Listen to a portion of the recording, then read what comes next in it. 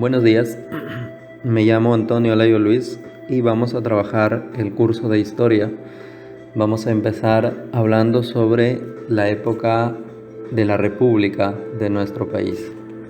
Para dar inicio al estudio de la República del Perú, debemos ubicarnos en el tiempo. Vamos a ver cómo se dividió la historia universal, según Cristóbal Keller. Es una división en edades. Anteriormente encontramos el periodo de la prehistoria y luego está el periodo de la historia, que es una división eurocentrista, puesto que los principales acontecimientos ocurren en Europa. En el año 3500 inicia la Edad Antigua con la invención de la escritura. Luego, en el año 476, la caída del Imperio Romano de Occidente da origen a la Edad Media. En 1453 se inicia la Edad Moderna con la toma de Constantinopla. En 1789 se inicia la Edad Contemporánea con la Revolución Francesa. En esta edad es la que vivimos actualmente. Por otro lado, tenemos a Pablo Massera, que hace la división de la historia del Perú y la divide en dos etapas: autonomía o autóctona y la dependiente o hispana. La etapa autóctona va a iniciar con los primeros pobladores. El primer poblador del Perú es el hombre de Pacaycasa, que fue encontrado aproximadamente hace unos 20.000 años, 14.000 años, antes de Cristo. Este periodo dura hasta el inicio con la primera cultura, con la cultura madre de las culturas peruanas, llamadas culturas preincas, donde la primera es Chavín, allá por el año 1200 a.C. Después está Paracas, Mochica, Nazca, Tiahuanaco, Huari, Chimú, Sicán, Chincha, Changa, hasta que llega el periodo Inca. Tomado aquí desde 1438, pues ahí empieza a gobernar Pachacuti. Ese periodo Inca dura hasta 1532, cuando llegan los españoles, y de ahí en adelante inicia la conquista o la invasión, hasta 1542, cuando se crea el Virreinato del Perú. El Virreinato peruano va a durar hasta 1824. Sin embargo, en 1780 se inicia el periodo de la emancipación, porque empiezan las revoluciones por la independencia del Perú, y la primera la va a dar Túpac Amaru II. Ese periodo de la emancipación dura hasta 1821, cuando José de San Martín proclama la independencia del Perú. Sin embargo, la república se va a iniciar cuando se firma la capitulación de Ayacucho, el 9 de diciembre de 1824. De ahí para adelante empiezan a gobernar los presidentes republicanos. Ya no es Simón Bolívar, ya no es San Martín. San Martín, recuérdense que era protector, Simón Bolívar era dictador. No, se acabaron ellos y empieza la época republicana a partir de 1824. Esos presidentes vamos a pasar a estudiar. Vamos a iniciar hablando sobre las características que presenta nuestra república en sus inicios. Empecemos por la situación territorial. Aquí vamos a encontrar el mapa del Perú, que pueden observar es muy distinto al que tenemos actualmente. ¿Cómo delimitamos nuestro territorio en esa época? Mediante dos principios. El principio de uti possidetis, que establecía que las naciones recién independizadas de América poseerían aquellos territorios que habían poseído durante la época colonial, hasta 1810, cuando se inician los movimientos separatistas. Y también tenemos la libre determinación de los pueblos. Mediante este principio se permitía a los pueblos decidir a qué país querían pertenecer. Por otro lado, tenemos la situación económica. Después de la Guerra de la Independencia, nuestra situación económica está bastante precaria. Recordemos que las principales actividades como la agricultura y la minería quedaron arruinadas. Por lo tanto, la principal fuente de ingreso para nuestro país era el tributo indígena. Dentro de la situación política, ¿quiénes eran los llamados a gobernar? La clase alta, la clase criolla, quienes habían conseguido la independencia del Perú. Sin embargo, ellos estuvieron acostumbrados siempre a depender de España, por lo tanto no estuvieron preparados para gobernar, y es así que van a dejarlo en manos de los militares. Los militares asumen el gobierno. Y por eso también se conoce esta época como el primer militarismo. Recordemos entonces, el primer militarismo se da después de la Guerra de la Independencia. El segundo militarismo se da después de la guerra con España. Y el tercer militarismo se da después del oncenio de Leguía. Otro punto que debemos tener en cuenta es que todos los nombres que van a tomar los periodos de la época republicana se les adjudica a el historiador Jorge Basadre. Él le puso primer militarismo, prosperidad falaz, primer civilismo, república aristocrática, etc. Que las vamos a trabajar todas. Y en la situación social, ¿cómo se encontraba nuestra sociedad en esta época, inicios de la república? Seguía manteniendo el mismo orden social de la colonia, de la época del virreinato, con una clase alta, una clase media, el pueblo, los indios, y pues seguía manteniéndose la esclavitud. Aquí vamos a observar los territorios que perdimos y ganamos. Mediante los principios de uti possidetis, obtuvimos Tumbes, Guayaquil y Maynas. Sin embargo, por el principio de libre determinación de los pueblos, Guayaquil decide pertenecer a la Gran Colombia y Jaén, que ya puede salirse de Guayaquil, Jaén quedaba con la Gran Colombia, decide pertenecer al Perú. Entonces, mediante uti possidetis, Tumbes, Guayaquil y Maynas le pertenecían al Perú, pero por libre determinación de los pueblos, Guayaquil pasa a la Gran Colombia y Jaén decide pasar al Perú. Quedando nuestros límites por el norte, la Gran Colombia, que estaba conformada por Venezuela, Colombia y Ecuador; por el este, Brasil; por el sur, Bolivia; y por el oeste, el Océano Pacífico. Actualmente, nuestros límites son otros, ustedes ya los conocen. Por el norte, Ecuador y Colombia; por el sur, Chile; por el este, Brasil y Bolivia; y por el oeste está el Océano Pacífico. Vamos a dar inicio al estudio de los presidentes en inicios de la República. Este periodo se le conoce también como primer militarismo. Acuérdense que son 3. ¿Por qué se le llama así? Porque los gobernantes son militares. Va desde 1827 hasta 1872. Se divide en 2 etapas. El caudillaje militar, que va de 1827 a 1844, el cual se caracteriza por una inestabilidad política, ya que hay muchos golpes de Estado. Nuestro país está pobre, recuerden cómo se termina después de la Guerra de Independencia, pobre, y porque hay muchas injusticias sociales. Todavía sigue habiendo esclavitud. Hasta la actualidad siguen las injusticias sociales, pero ya no hay esclavos. El otro periodo se llama prosperidad falaz. Este se caracteriza porque tenemos un auge económico, una estabilidad económica gracias a la explotación del guano, e incluso se construyen muchas obras públicas, entre ellos los ferrocarriles. Sin embargo, al final de la prosperidad falaz, nuestro Perú termina en bancarrota. Por eso, prosperidad falaz, una prosperidad falsa. ¿Quiénes son los gobernantes de este periodo?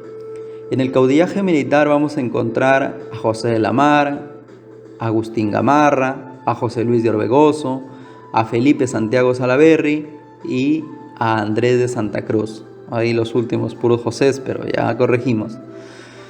Y la prosperidad falaz va a estar Ramón Castilla, Rufino Echenique, San Román, Antonio Peset, Mariano Ignacio Prado y José Balta. Vamos a hablar de cada uno de ellos, cuáles fueron sus principales obras, qué hechos se dieron durante su gobierno.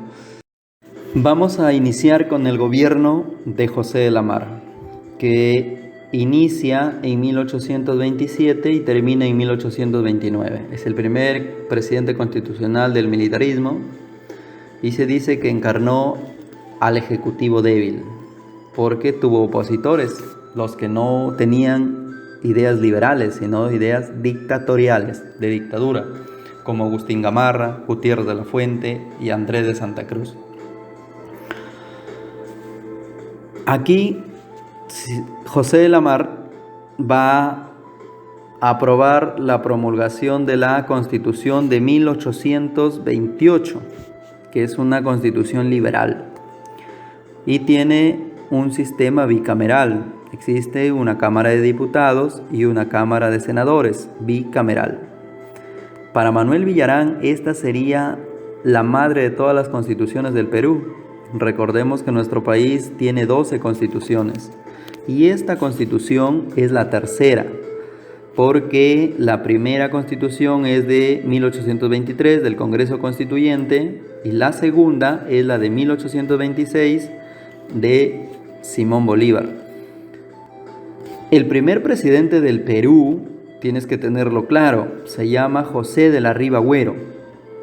Sin embargo, él sería el primer presidente, o es el primer presidente del primer militarismo. No te vayas a confundir.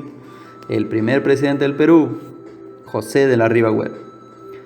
En esta época también se va a dar la rebelión de los iquichanos, que es un pueblo de comuneros de la ciudad de Huanta, en Ayacucho, que tenían como líder a Antonio Huacha, quien se va a rebelar contra el gobierno porque ellos querían seguir perteneciendo a la corona española. No querían ser libres. Sin embargo, José de la Mar acabó con esta resistencia. En 1828, Agustín Gamarra invade Bolivia. Agustín Gamarra es un opositor de José de la Mar. Sin embargo, invade Bolivia y va a hacer que Antonio José de Sucre deje el cargo de presidente de Bolivia a través del Tratado de Piquiza. En respuesta a esto, Simón Bolívar, que era el presidente de la Gran Colombia, le va a declarar la guerra al Perú. ¿Y cuál es el pretexto que usa Bolívar? Él menciona que el pretexto es reclamar los territorios de Tumbes, Jaén y Maynas. Esta guerra con la Gran Colombia va a tener dos etapas: la campaña marítima y la campaña terrestre. La campaña marítima es el combate de Malpelo, donde el que dirige es el almirante Jorge Martín Guise, quien va a lograr bloquear Guayaquil. Logra el bloqueo de Guayaquil, sin embargo ahí muere. Y quien va a subir al mando es José Boterín, quien ya va a hacerse cargo del combate de Cruces, que también se logra pues el bloqueo de Guayaquil, ¿no? Es exitoso esa campaña marítima. Luego se da la campaña terrestre con la batalla de Saraguro y la batalla de Portete de Tarqui. Aquí el ejército peruano es derrotado, firmándose el Convenio de Girón. El Convenio de Girón se firma el 28 de febrero de 1829, donde pues ambos países van a quedar en paz. En el regreso al Perú, es José de la Mar quien desconoce el convenio y se prepara para comenzar la guerra. Al desconocer el convenio y decir vamos a luchar contra Bolívar de la Gran Colombia, porque él es un liberal y no quiere dictadores, es Agustín Gamarra quien tiene ideas dictatoriales, acuérdate, porque es opositor de la Mar. Agustín Gamarra le da golpe de estado a José de la Mar, lo derroca y él se convierte en presidente del Perú. Entonces, él expulsa a José de la Mar del Perú. José de la Mar se va a Costa Rica y ahí se quedó hasta el día en que fallece. Luego de derrocar a José de la Mar, Agustín Gamarra asume como presidente del Perú. Su gobierno es considerado como el primer ejecutivo fuerte. ¿Por qué? Porque aquí el presidente o el poder ejecutivo va a ser quien tiene el control del Estado. Sin embargo, cuando él asume, el poder debe afrontar una aguda crisis económica y una permanente inestabilidad política. Es así que soporta hasta 16 intentos de golpe de Estado. Aquí es gravitante la figura de su esposa, Francisca de Zubiaga, también conocida como la Mariscala o Doña Pancha. Ella fue muy importante porque contribuyó a que estos golpes de Estado no se dieran. Otra de las cosas que pasan durante el gobierno de Gamarra cuando él asume el poder es poner fin a la guerra con la Gran Colombia. ¿Y cómo se pone fin a la guerra con la Gran Colombia? Mediante la firma del Tratado de Paz, la Rea-Gual. Este tratado es un tratado de amistad, un tratado para vivir pacíficamente entre ambos países, más que un tratado limítrofe es eso, de amistad y de paz. Este tratado se firmó el 22 de septiembre de 1829.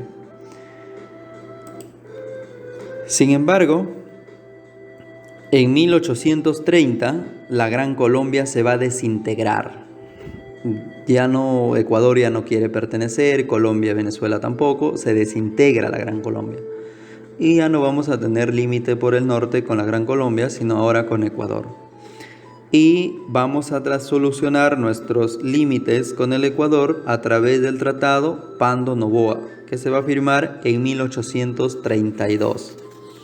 Por otro lado, también tenemos el Tratado de Chuquisaca, que permite la libre navegación en el lago Titicaca.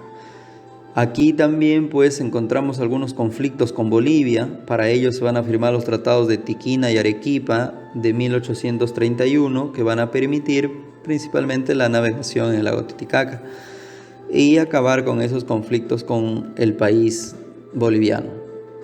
También en el gobierno de Gamarra se va a crear el departamento de Amazonas, la maternidad de Lima. La Casa de la Moneda va a ser reorganizada porque se prohíbe que se use moneda española. Sin embargo, el punto no tan bueno es que se vuelve a declarar el tributo indígena obligatorio. Ya con la independencia se había mencionado que los indígenas dejarían de tributar, prácticamente volvían a ser esclavos.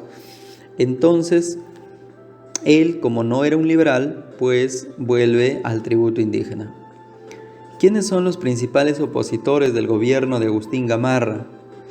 Aquí en esta época se va a dar el segundo debate político.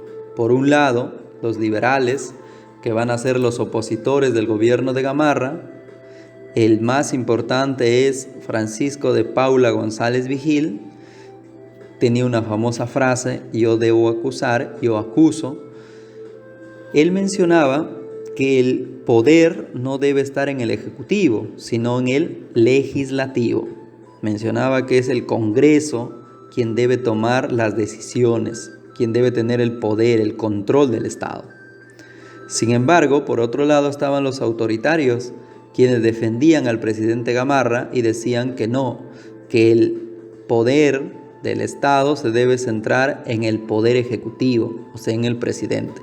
¿Quiénes son los que apoyan a Gamarra? Son José María Pando y Felipe Pardo de Aliaga. Este es el debate político de la época. El segundo, entre liberales y autoritarios. Cuando Gamarra termina su gobierno, convoca elecciones para elegir al nuevo presidente del Perú. Se presentan el gamarrista Pedro Bermúdez y el liberal Luis José de Orbegoso.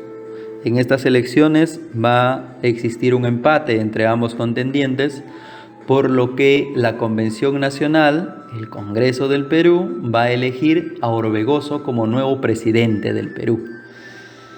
Orbegoso asume el cargo el 20 de diciembre de 1833 y encuentra un Perú quebrado económicamente. Para ello va a promulgar la Constitución de 1834, va a crear los gobiernos regionales para descentralizar la economía de Lima y va a crear la Beneficencia Pública de Lima.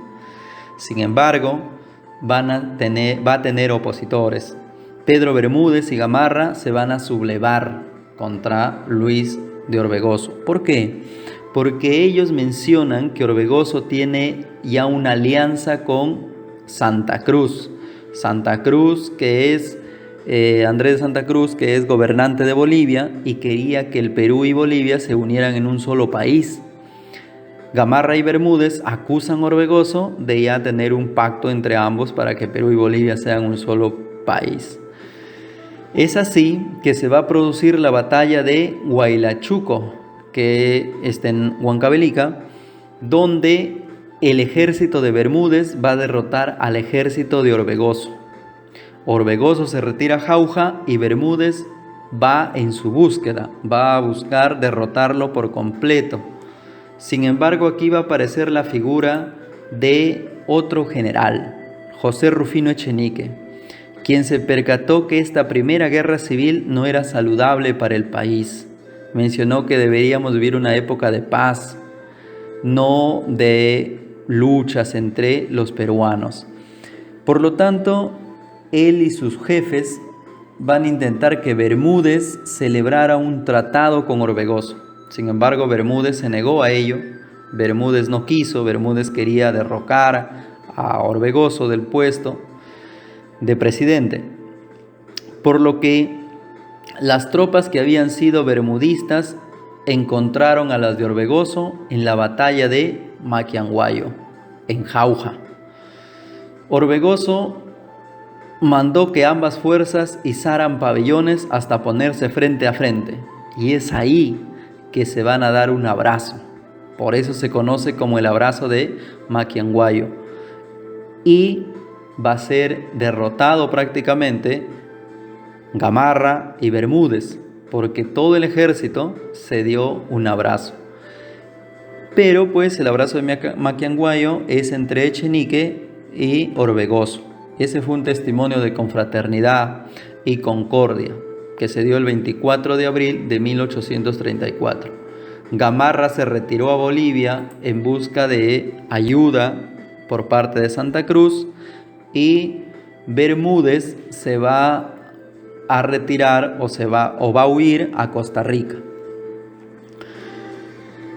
Uno de los hombres de confianza de José Luis de Orbegoso era Salaverry.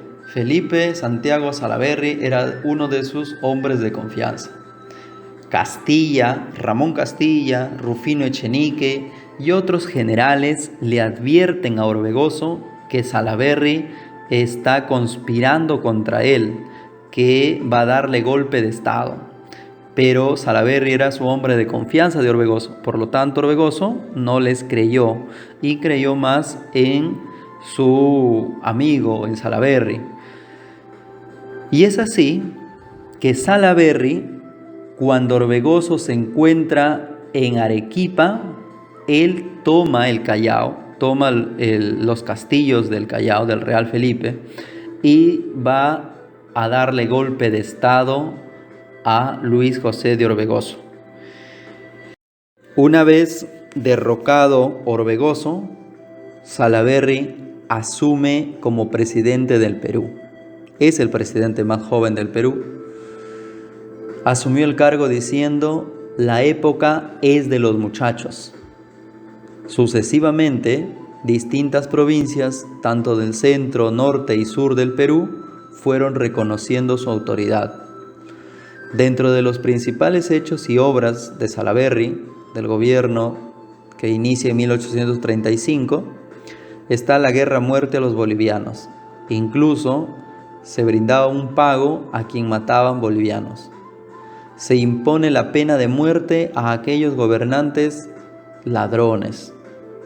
Se abolió las penas infamantes, aquellas penas que durante la colonia impartían temor en la población, como los azotes, la horca, el potro de agua, etc. Él las abolió. Ante la sublevación de Salaverry, Orbegoso huyó a Arequipa, donde se va a aliar con Santa Cruz. Santa Cruz aprovechó la oportunidad, pues veía realizado su sueño de unir Perú y Bolivia, y le dice: te voy a apoyar en contra de Salaverry, que te ha dado golpe de estado. En esa oportunidad, Gamarra, recuerden, se encontraba en Bolivia, pero al darse cuenta que Santa Cruz y Orbegoso habían pactado, él decide regresar al Perú y ponerse del lado de Salaverry, quedando dos bandos. Por un lado, Gamarra y Salaverry, por otro lado, Santa Cruz y Orbegoso. Ante esto, se va a dar 3 batallas importantes. La primera se da el 13 de agosto de 1835. Es la batalla de Yanacocha. Esta batalla se realiza en Cusco. Aquí Santa Cruz derrotó a Gamarra y Gamarra huye a Chile. Luego, el 3 de febrero de 1836, se da la batalla de Uchumayo, en Arequipa. Salaverry logra derrotar al ejército de Vallivian, que es un general de Santa Cruz. Por lo tanto, estaban 1-1. Luego se va a dar la batalla de Socabaya, el 7 de febrero de 1836, en Arequipa. En esta batalla, Santa Cruz logra derrotar a Salaverry, quien es apresado y es fusilado en la plaza de armas de Arequipa. Desterrado Gamarra, fusilado Salaverry, Santa Cruz pudo ver que su sueño se hacía realidad: unir Perú y Bolivia en un solo estado. Con ello se da inicio a la Confederación Peruana Boliviana de 1836. Se va a crear 3 estados: el estado norperuano, que tendrá como capital a Lima; el estado surperuano, que tendrá como capital a Arequipa; y el estado boliviano, que tendrá como capital a La Paz.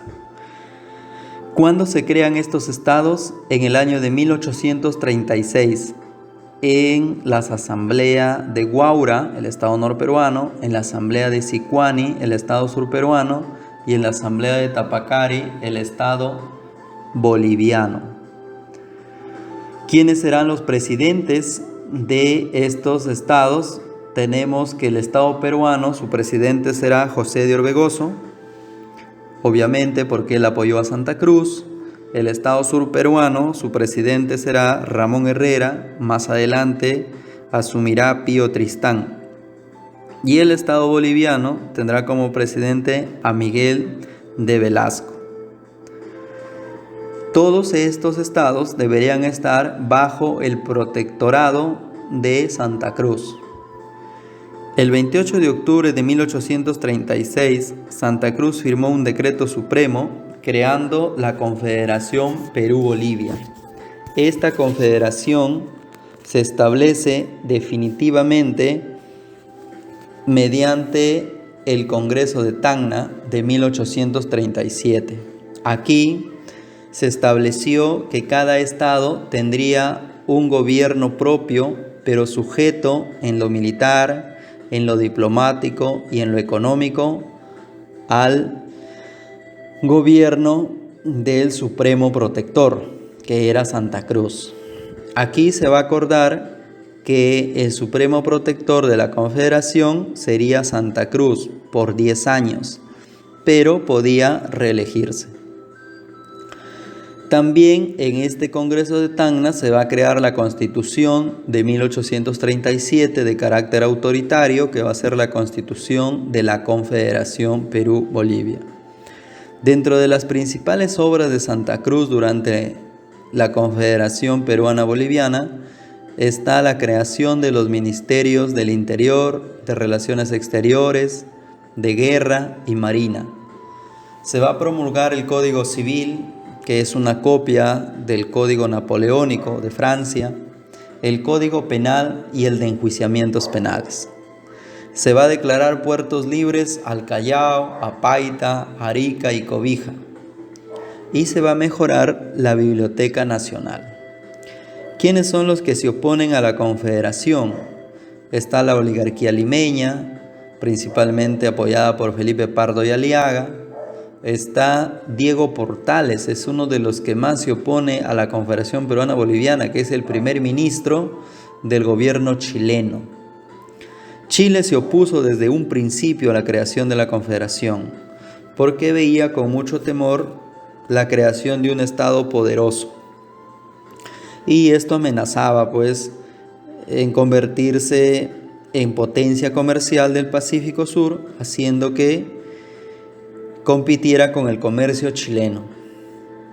El presidente chileno de esa época era Joaquín Prieto, pero como ya mencionamos, el principal opositor era su primer ministro, Diego Portales. ¿Cuál es el pretexto para que se inicien las expediciones restauradoras, para que se inicie la guerra contra la Confederación Perú-Bolivia? El pretexto fue la expedición de Freire. Ramón Freire empieza la guerra, pues él es un expresidente chileno e intenta dar un golpe de Estado en Chile para derrocar el gobierno de Prieto.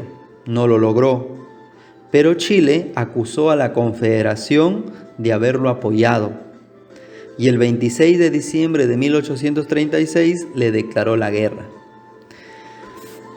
Y Argentina, que era gobernada en esa época por el dictador Rosas, también le declara la guerra a la Confederación en 1837. Estas expediciones restauradoras van a tener dos etapas, o van a ser dos expediciones. La primera expedición restauradora y la segunda expedición restauradora. La primera se da en 1837 y la segunda entre 1838 y 1839. El jefe de la primera expedición restauradora fue Manuel Blanco Encalada, de Argentina.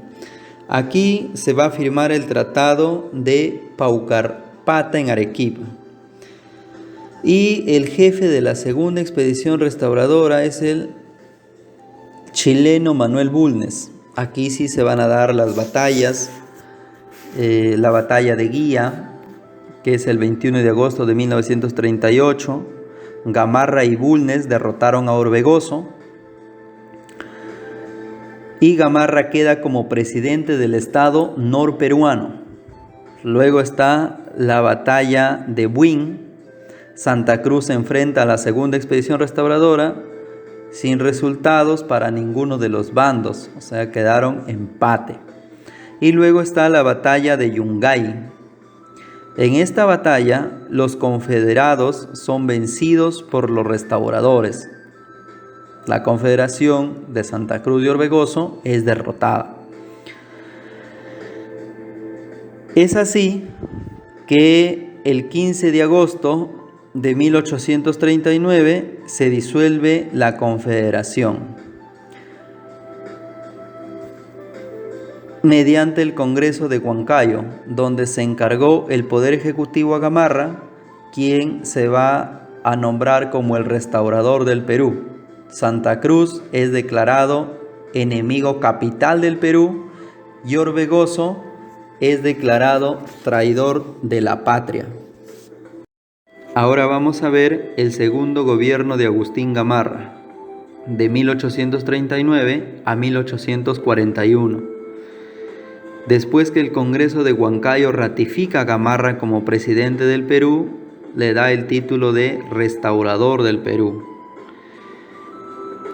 Entre las principales obras y hechos del segundo gobierno de Gamarra está, por ejemplo, que se va a promulgar la Constitución de 1839, llamada la Cuarentona, ya que entrábamos a 1840. Se funda el diario El Comercio en 1839. Se da la rebelión vivanquista.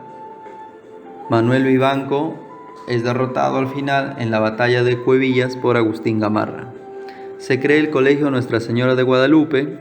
Se empieza a explotar el guano de Isla a través del arrendamiento. En esta época Francisco Quirós, que era un hombre oligarca de mucho dinero, alquila las islas de Chincha para poder explotar el guano.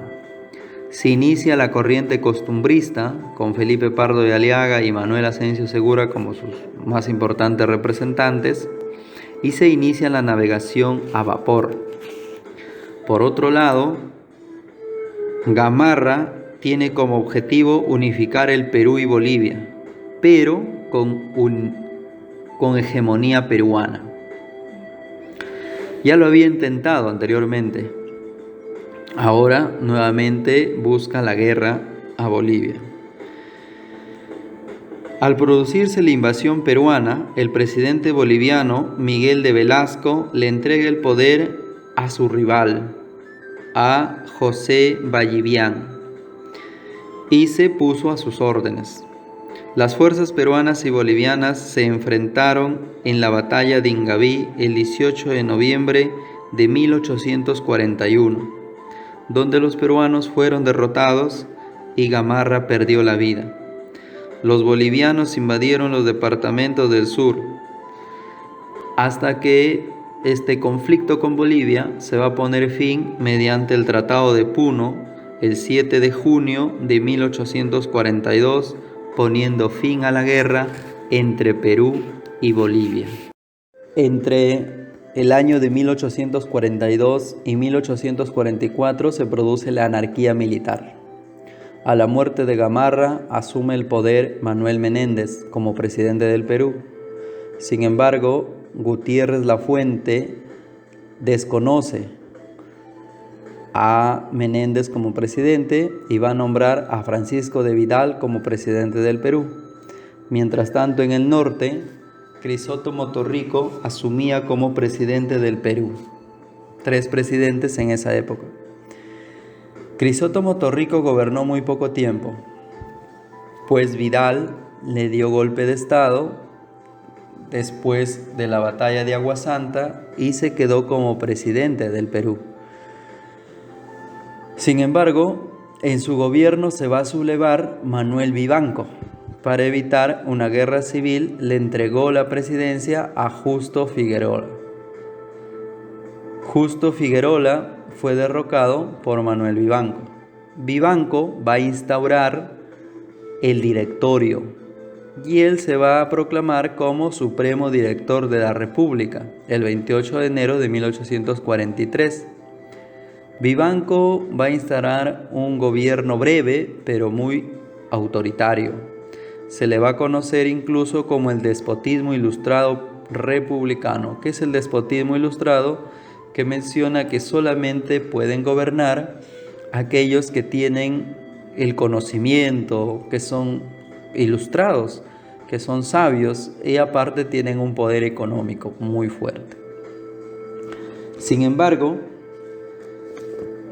eso va a motivar que se sublevara Ramón Castilla y Domingo Elías. Vivanco tuvo que hacer frente a la sublevación de Ramón Castilla, en la que perdió en la batalla de Carmen Alto, dejando en el gobierno al vicepresidente Manuel Menéndez, quien convoca elecciones saliendo ganador Ramón Castilla, dándose inicio al periodo de la prosperidad falaz. Tema que será abordado en nuestra siguiente sesión, la prosperidad falaz. Por último, debemos resolver la actividad y al final también habrá una práctica como documento adjunto que la tendrán que resolver. Les invoco a leer porque es un poquito amplio el tema, tal vez hay cosas que quedan en el aire o que no se dicen y pues sería bueno que lean para poder absolver algunas dudas cuando ya nos podamos ver. Por ahora, ahí nos vamos a quedar.